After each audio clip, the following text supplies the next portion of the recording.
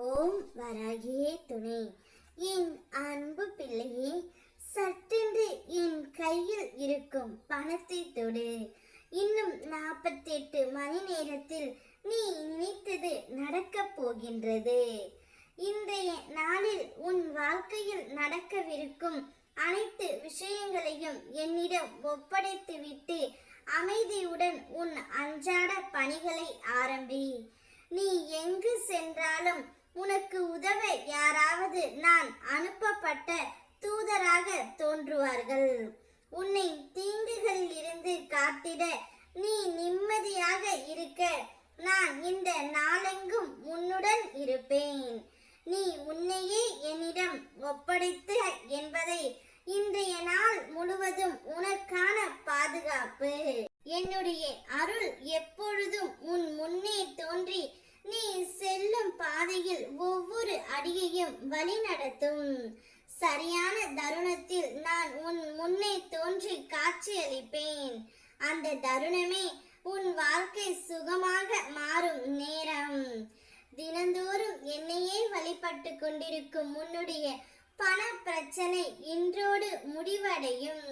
வாழ்க்கையில் பணம் இல்லாமல் யாரும் இல்லை. இந்த காலத்தில் பணம் என்பது மிகவும் முக்கிய அங்கமாக வகிக்கின்றது. அந்த பண வருவாயை நான் உனக்கு இன்று கொடுப்பேன் தங்கமே. என்னுடைய கையில் இருக்கும் நீ பணத்தை தொட்டுவிட்டால் உன்னுடைய வாழ்க்கை முழுவதும் பணமாகத்தான் இருக்கும். இனி நீ வாழ்க்கை நன்றாக வாழ்வாய்.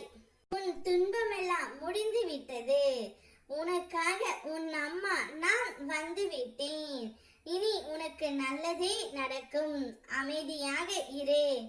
சாமி அமைதியாக இருக்கும். தூக்கி செல்பவன் ஆட்டம் போடுவான்.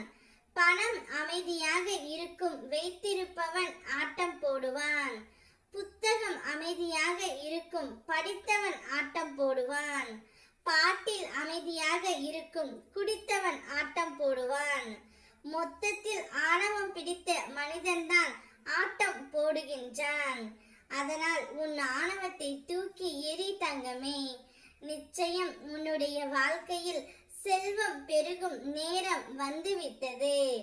செல்வத்தோடு இனி நீ சிறப்பாக வாழப் போகின்றாய்.